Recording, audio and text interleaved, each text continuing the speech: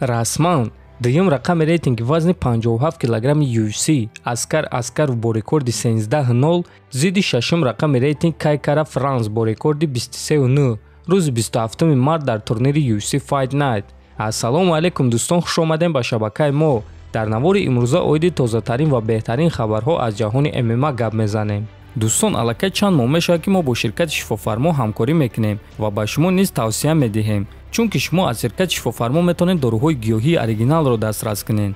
дору барои хароб ва фарбешавӣ, барои дарди меъдаву гурда, барои дарди мушакҳо, барои бақувват кардани мардонагӣ ва дароз кардани муҳлати ҳамхобагӣ, барои ришмуи сарбарорӣ ва дигар доруҳои даркории худро метавонед аз ширкати шифофармо дастрас кунед. худи ҳозир ба номерҳои дар рӯи экран буда занг занед ва агар ки скидка гирифтан хоҳед, пас ҳатман аз номи канали Паҳлавон гап занед.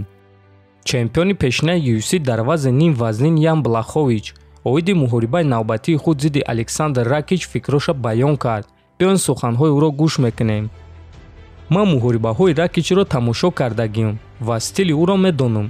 ӯ ҷавони сахт, бақувват ва хеле қадбаланд аст ва барои ҳамин ин муҳорибаи душвор хоҳад шуд. ӯ кикбоксёри хуб аст ва дар стойка ҷангиданро дӯст медорад. ман ҳам дар стойка ҷангиданро дӯст медорам ва барои ҳамин фикр мекунам ки одамо аз ин муҳорибаи мо баҳра мебаранд. ин муҳорибаи хеле сахт хоҳад шуд. ман сахт ба қафас баромадан мехоҳам, чунки ин муҳориба дар баъзе саволҳо ҷавоб дода метавонад ва ман бояд ки ин ҷавобҳоро гирам. ин барои ман сайёҳати нав ва таърихи нав аст, гуфтааст Блахович.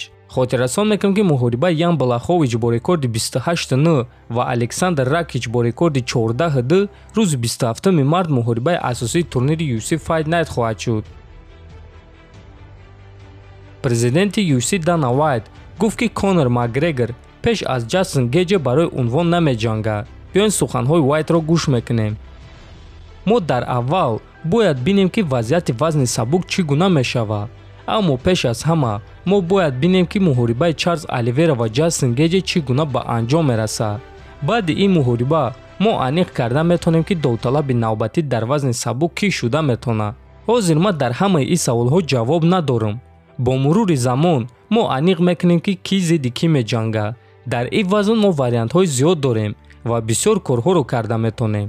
Конор аз сабаби осеби вазнин аз муҳорибаҳо дур шуд ва мо гуфта наметавонем ки барои худбарқароркунӣ ва барои бозгашти ӯ ба муҳорибаҳо чанд муддат вақт лозим мешавад. ба ӯ вақт лозим мешавад то ин ки ӯ худро пурра барқарор кунад. танҳо баъди ин мо фаҳмида метавонем ки ӯро чӣ интизор аст, гуфтааст Вайт. ва дӯстон, аз суханҳои Дана Вайт фаҳмида мешавад ки рақиби навбатии Чарлз Оливера Ҷастин Гейҷ мешавад. аз Конорро бошад дигар муҳориба интизор аст. дӯстон, шахсан ман фикр мекунам ки UFC сеюм муҳорибаи Конор ва Нейтро ташкил кардан мехоҳанд. барои ҳамин агар Конор баргардад, пас шояд ки рақиби навбатии ӯ Нейт Диас шавад. ҳамчунин Дана Вайт оиди Генри Сехудо ки хоҳиши бо Александр Волкановский ҷангидан дорад, фикроша баён кард. оё Сехудо карьерашро ба анҷом нарасонд? ман дар назар дорам ки ман ӯро охирон маротиба дар нафақат дида будам ва акнун ӯ ғазабнок шудааст ки ба ӯ муҳорибаи унвонӣ надоданд.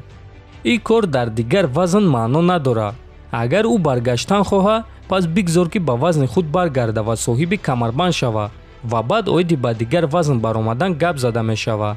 аммо чунин кор нодуруст аст ки ту якбора пайдо шавӣ ва номҳои ҳар гуна ҷангуварҳоро номбар кунӣ ва фикр кунӣ ки ба ту муҳорибаи унвонӣ дар дигар вазн медиҳанд, гуфтааст Вайт. хотиррасон мекунем ки Генри Сехудо дар ду вазн 57 ва 61 килограмми UFC чемпион буд ва баъд карьерашро ба анҷом расонд.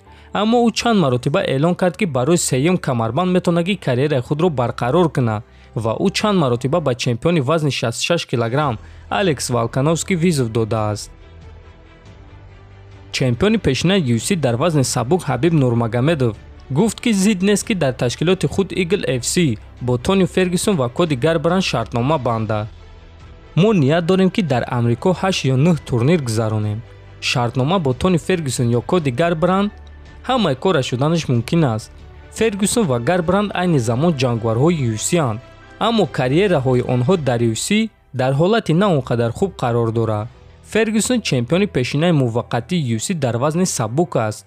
Гарбранд бошад чемпиони пешинаи UFC дар вазни 61 килограмм. онҳо номҳои калон доранд. барои ҳамин мебинем ки чӣ гап мешавад, гуфтааст Нурмагомедов. хотиррасон мекунем ки Тони Фергюсон 3 мағлубияти пайдарҳам дорад ва агар ки ӯ як маротибаи дигар шикаст хӯрад, пас UFC метавонад ки ӯро озод кунанд ва ӯ ҷангвари озод мешавад ва куҷое ки хоҳа ҳамон ҷо меравад.